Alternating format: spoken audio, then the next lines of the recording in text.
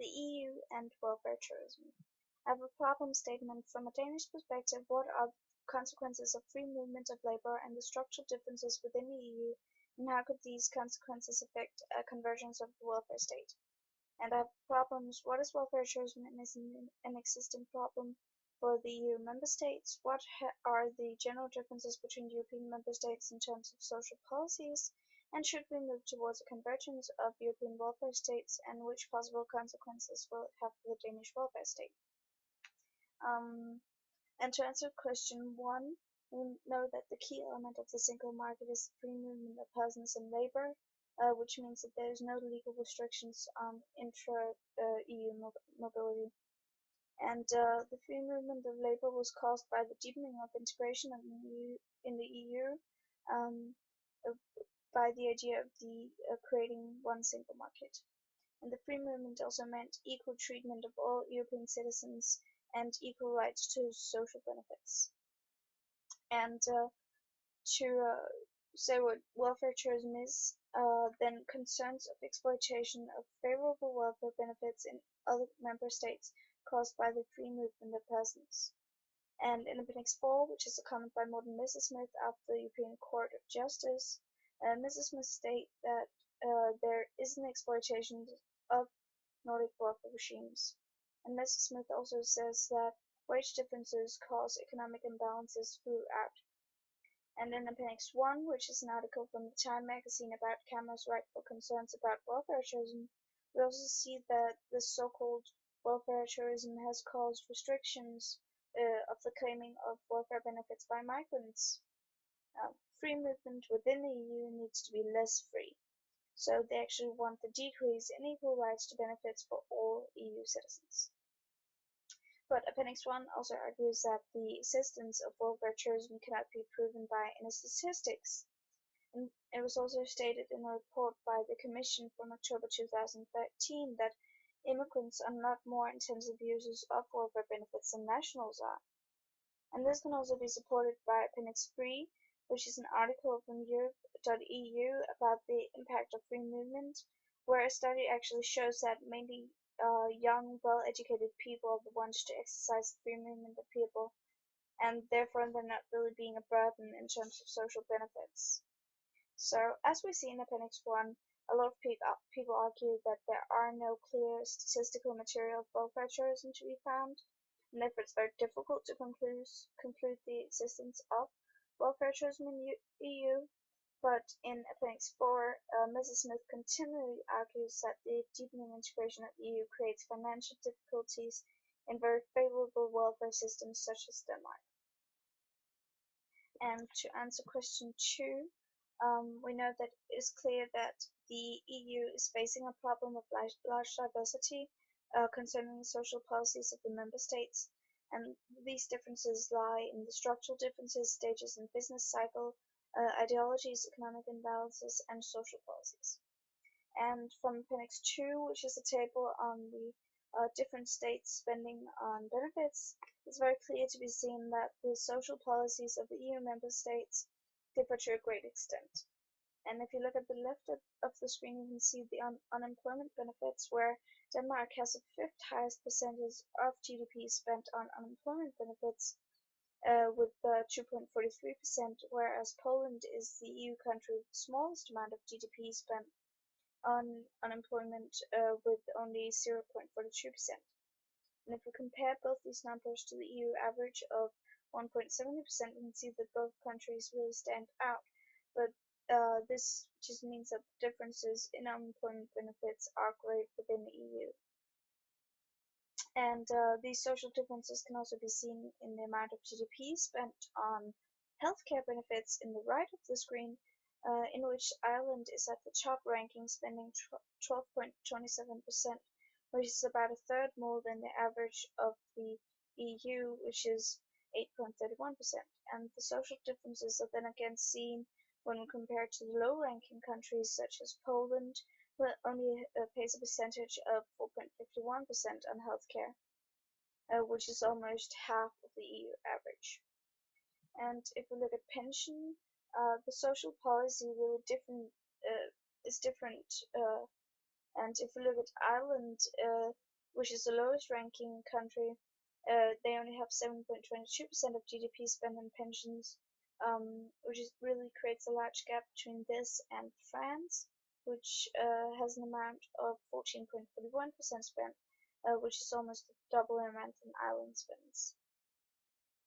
And the minimum wage level is also important to consider when looking at the structural differences within the EU.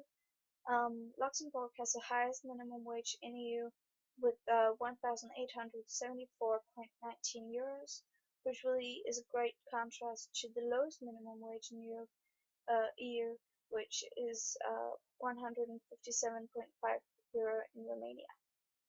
And these numbers really suggest vast differences between the focus points of the EU member states, and it also shows the differences in the amount of money spent on social policies. And this connects to different welfare models in the EU. For example, the social democratic model in Scandinavian countries, which has a focus on social policies regarding social equality, redistribution, and universalism. When we compare this to a liberal welfare model, it's very clear to see that the focus on welfare services differ depending on the country, and therefore it might be possible to reach an agreement on a common welfare model in the EU. And the differences mainly lie in commodification and the level of welfare in the different countries within EU. And Appendix 6, which is an article from The Economist about the Nordic welfare model, really highlights the benefits of the Nordic welfare model. So in conclusion to this question, the different welfare models are partly why we see this great difference in the structural policies within the EU, but it can also be argued that the welfare models are actually moving towards each other, which you can see in Appendix 6, where it says that the Nordic model has actually moved to the right. And to answer question 3, we have to know that when discussing whether or not Denmark should move towards a convergence of the welfare states, the discussion can be seen from two main perspectives, the Euro enthusiast and the Euro skeptic.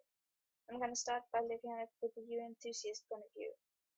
By this, you could say that it might be possible to solve the economic crisis by moving towards a convergence of social policies. Implementing the right social policy means investing actively in human capital and social cohesion. These are prerequisites for competitiveness and economic growth in the global marketplace of the 21st century. So convergence will therefore increase competitiveness and growth through strengthening of the labor force, and this will also strengthen EU's position on the global market. And Barroso actually agrees with this and saying we need to rise above national interests because he really believes in EU solidarity as a solution to the economic crisis. And if we move towards a common model, it will also create a convergence of the business cycle, which will make it easier to create economic initiatives that will really help relieve the economic difficulties. And we might also see a tendency of social democratic convergence with a focus on redistribution, which might make it somewhat positive for Denmark to increase integration, as the Commission has actually made some initiatives that fit with the Danish policies, and therefore they allow us to have to make less compromises with the Nordic welfare regime. And the shared welfare model would also create a balance in the EU in terms of social policies, including labor issues, which would also increase the competitiveness of Denmark. And looking at it from a Eurosceptic's point of view, then the existing structural differences within the EU, as I mentioned in question 2, they might be too different to create a convergence of social policies. And this really leaves the possibility that we have to move towards a common European welfare state, and then Denmark's own welfare state would be compromised and Denmark's sovereignty would be decreased. And we can see this in public opinion that there are a lot of Eurosceptics in Denmark, and this could also mean that a convergence would be difficult. And this is due to the fact that the Danish welfare system is a big part of the Danish identity, as Helle Thorning also says in Appendix 5. Furthermore, if we look at this from a liberal intergovernmentalist point of view, a process of converging welfare states could cause domestic forces within member states to oppose the deepening integration. And an example of this could be the increase in national movements, especially in Southern Europe. And furthermore, it's also believed that there is not enough solidarity in the EU, and looking at it from an intergovernmentalist point of view, these states will act according to their own interests, and we also see this with Britain, where they've moved away from the key principles of the EU, for example, intra-EU mobility. So some arguments point towards the possibility that the EU will benefit from convergence, but the question is whether or not it will be beneficial for Denmark. And in terms of competitiveness and a certain degree also economically, Denmark will benefit from a converging welfare state, but it will also have problems in terms of the ideological set welfare state, because we'll move away from the current social policy in Denmark due to irreconcilable differences. To answer my overall problem statement, the free movement of labor has a possible consequence of welfare tourism. And because of the structural differences and a very favorable Danish welfare system, Denmark is more likely to experience welfare tourism. And this consequence is, however, not provable through statistics, but if welfare tourism is in fact a phenomenon, then it would be a problem for Denmark if we do not converge the welfare system.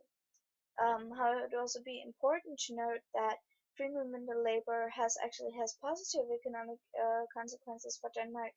For example, when we get new, high-educated young workers.